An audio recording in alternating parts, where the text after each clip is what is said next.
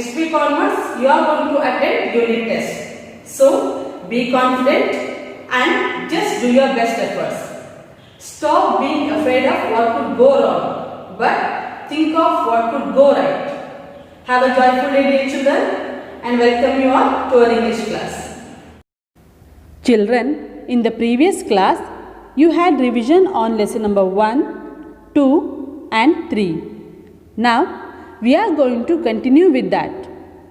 In the last class, you revised meanings, new words, rhyming words, opposite words, tenses, true or false, question and answers, and read the lines and answer the questions that follows. In today's class, let us have a look on grammar skills. In that, we are going to revise about nouns, compound words, pronouns, types of sentences, synonyms and pronunciations. Nouns. A name that refers to a person, a place, an animal or a thing is called a naming word or a noun. For example, Kundapura, school, tiger, pen, etc. These are the names of places or animals or particular thing or person. Then comes countable noun. A noun that can be counted is called a countable noun. For example, flower, girl, apple, etc. We can use these words before a countable noun. Next to that, uncountable noun. A noun that cannot be counted is called an uncountable noun. For example, water, rice, air, etc. We can use these words before an uncountable noun. Then move to collective and material nouns. A name that describes a group of persons, animals or things is called a collective noun. For example, an army of soldiers, a flock of sheep, a swarm of bees. Next, material noun. The name of a material out of which a thing is made is called a material noun. For example, gold, cotton, plastic, etc. Now, here are some fill in the blanks related to this concept. It is in page number 6 in your textbook. Fill in the blanks with nouns as directed. First question. A dash walked towards the river to drink water. And the answer is a tiger walked towards the river to drink water. Second one. While walking on the beach, I got some dash in my shoes. And the answer is an uncountable noun. So the answer is sand.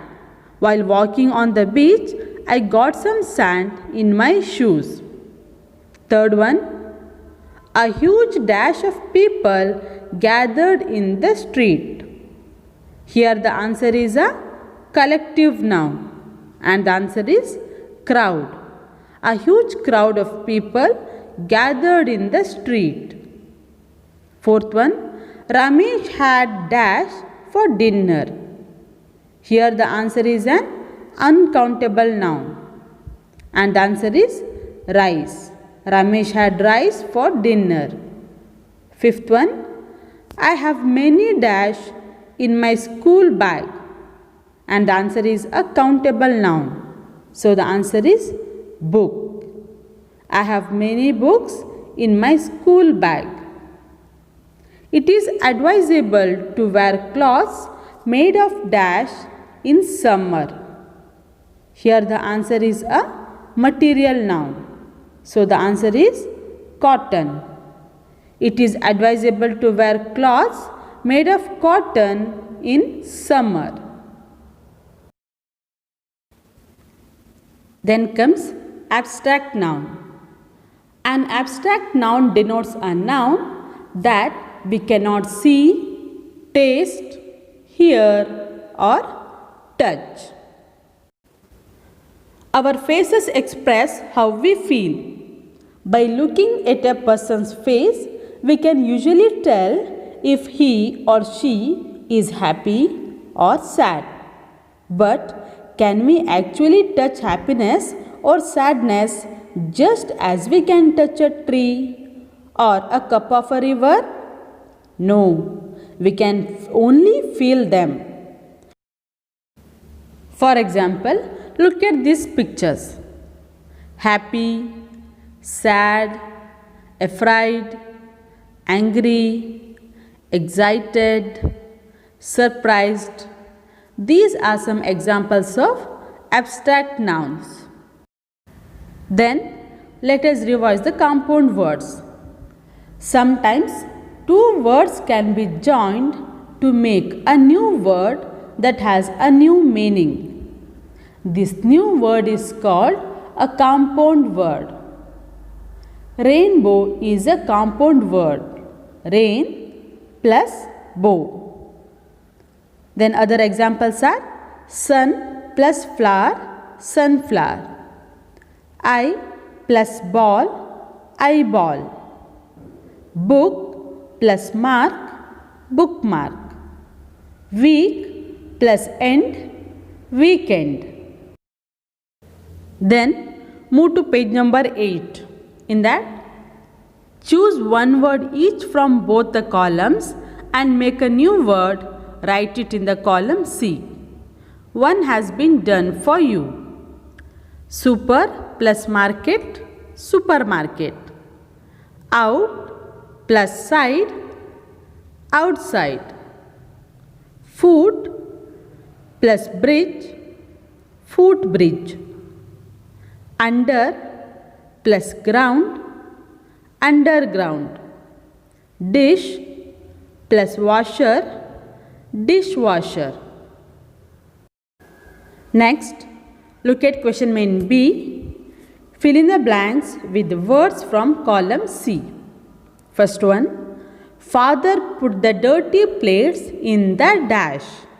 And the answer is dishwasher. Father put the dirty plates in the dishwasher. Second one, I bought bread and juice from the dash. And the answer is supermarket. I bought bread and juice from the supermarket. Use the dash to cross the road. And the answer is footbridge. Use the footbridge to cross the road. Fourth one, don't go dash until it stops raining. And the answer is outside. Don't go outside until it stops raining. Fifth one, grandfather was digging in the backyard and accidentally broke and dashed water pipe. And the answer is underground. Grandfather was digging in the backyard and accidentally broke an underground water pipe. Now, let us revise about pronouns. A pronoun is a word used in place of a noun. Here comes personal pronoun and possessive pronoun. A pronoun that refers to a person or a thing is called a personal pronoun. I will repeat one more time. A pronoun that refers to a person or a thing is called a personal pronoun. A pronoun that shows possession of something or someone is called a possessive pronoun. Let me repeat one more time. A pronoun that shows possession of something or someone is called a possessive pronoun. Under personal pronouns, we get subject pronouns and object pronouns.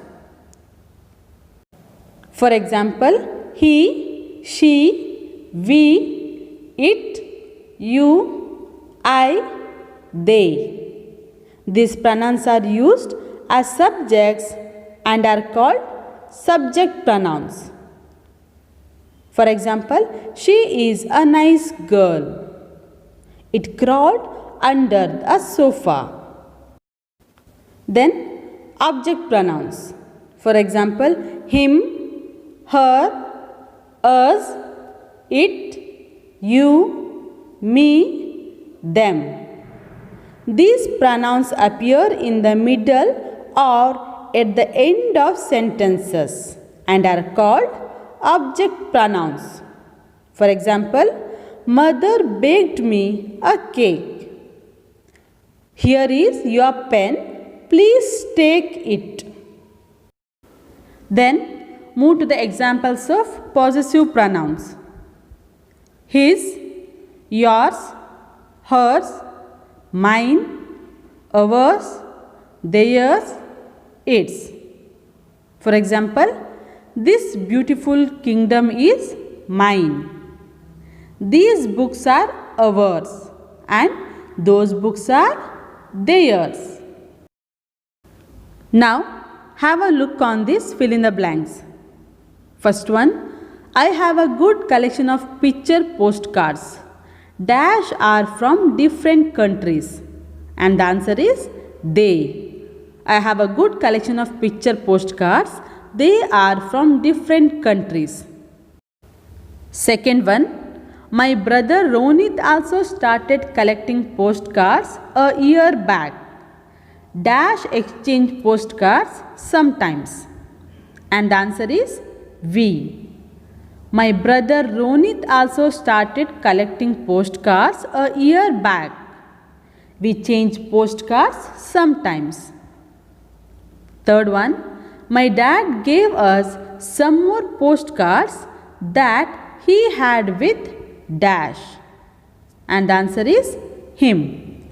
My dad gave us some more postcards that he had with him. Fourth one, my two aunts also gave dash some postcards. Dash are wonderful postcards. And the answers are me, they. My two aunts also gave me some postcards. They are wonderful postcards. Fifth one, dash displayed my collection in class today. Dash was admired by everyone. And the answers are I, it. I displayed my collection in class today. It was admired by everyone. Then let us have a look on types of sentences. First, let us see what is a sentence. A sentence is a group of words which makes a complete sense. I will repeat one more time. A sentence is a group of words which makes a complete sense. There are four types of sentences. They are declarative sentence, interrogative sentence, exclamatory sentence and imperative sentence. Let me repeat one more time. Declarative sentence, interrogative sentence, exclamatory sentence and imperative sentence. Declarative sentence. A sentence that makes a statement or expresses an opinion is called a declarative sentence. Such a sentence ends with a full stop. For example, it is bright and sunny today. Sujata is kind and helpful. These sentences started with capital letter and ended with a full stop. Interrogative sentence. A sentence that asks a question is called an interrogative sentence. Such a sentence ends with a question mark. For example, do you have a spare pen? When will you come home? This both sentence ends with a question mark. Exclamatory sentence. A sentence that expresses an emotion such as excitement, surprise, happiness, anger, or pain is called an exclamatory sentence. Such a sentence ends with an exclamation mark. For example, what a beautiful day. Oh no. Both these sentences have ended with an exclamation mark. Imperative sentence. A sentence that gives a command or makes a request is called an imperative sentence. Such a sentence usually ends with a full stop and in some cases with an exclamation mark. For example, please take a seat. Speak up now. You can see here sentences ends with a full stop as well as an exclamation mark. Now look at these textbook exercises in page number 20. Read the sentences and identify the type.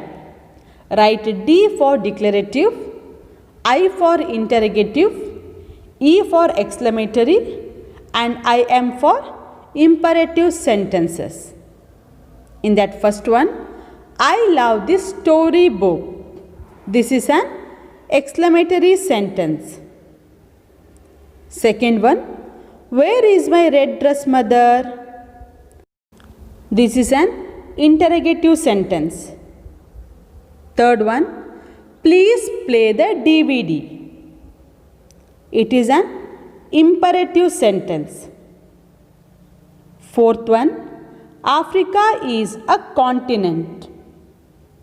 It is a declarative sentence. Fifth one, may I go to Rohan's birthday party? It is an interrogative sentence. Now have a look on synonyms. A word that has exactly or nearly the same meaning as another word is called its synonyms. For example, slim is a synonym for word slender. Let us see some more examples. Circle the synonym for each word one has been done for you. First one, fast, slow, quick, quiet. Here the word quick is synonym for fast. Second one, infant, baby, teener, adult. Here the word baby is synonym for infant. Third one, happy, gloomy, smile, glad. Here the word glad is synonym for happy. Fourth one, wet, dusty, damp, dry. Here the word damp is synonym for wet. Fifth one, afraid, scared, brave, confident. Here the word scared is synonym for afraid.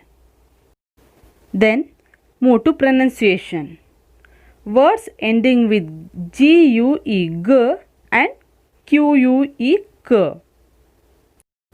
For example, tongue, league, fatigue, antique, opaque, check. Then words ending with A-N-C-E and E-N-C-E. For example, patience, silence, absence, substance, distance, ambulance. And few more examples are brilliance, persistence, reluctance, science, tolerance, importance. Now let us move to homework. Children, You should write and practice all these things in your rough book. Now it is the time to end our today's class. Children, put your best efforts for exams and God will surely crown you with success. My best wishes are always with you. Best of luck. Thank you.